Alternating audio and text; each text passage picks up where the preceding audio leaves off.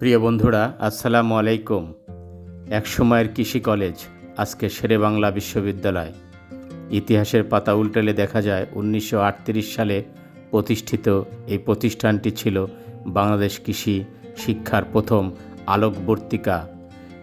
সময়ের পরিক্রমায় বহু গণিগণের হাত ধরে এটি হয়ে উঠেছে দেশের অন্যতম প্রধান কৃষি শিক্ষা ও গবেষণা কেন্দ্র।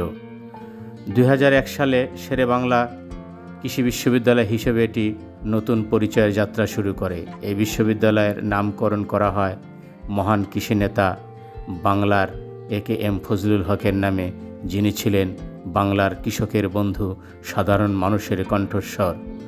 বর্তমানে এই বিশ্ববিদ্যালয় কৃষি ও কৃষি শিক্ষা ব্যবস্থাপনা, অ্যানিম্যাল সায়েন্স এবং মৎস্যবিজ্ঞানের উপর 4টি অনুষদে পাঠদান চলছে। আধুনিক গবেষণা, টেকনোলজি, ইঞ্জিনিয়ারিং এবং টেকনোলজি নির্ভর শিক্ষা ব্যবস্থা এখানে গড়ে তোলা হচ্ছে ভবিষ্যতের কৃষিবিজ্ঞানী ও প্রযুক্তিবিদ। এখানে গবেষণা শুধু কাগজ কলমে সীমাবদ্ধ নয়, বরং মাঠে চলছে বাস্তব প্রয়োগ, জলবায়ু পরিবর্তন, টেকসই কৃষি, জৈব প্রস্তুতি। প্রতিটি ক্ষেত্রেই এই বিশ্ববিদ্যালয়ের অবদান চোখে পড়ার মতো। এক সময় যে প্রতিষ্ঠানটা ছিল কলেজ, আজ তা জ্ঞানের মহামরু।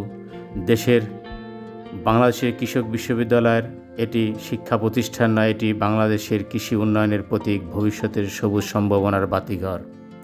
প্রিয় বন্ধুরা, সাবেক ও বর্তমান ছাত্রছাত্রীদের প্রতি আমার থাকবে অনুরোধ, আপনারা যে যেখান থেকে দেখছেন, দেশের বিভিন্ন স্থানে আপনাদের অবদান অস্বীকার করার মতো নয়।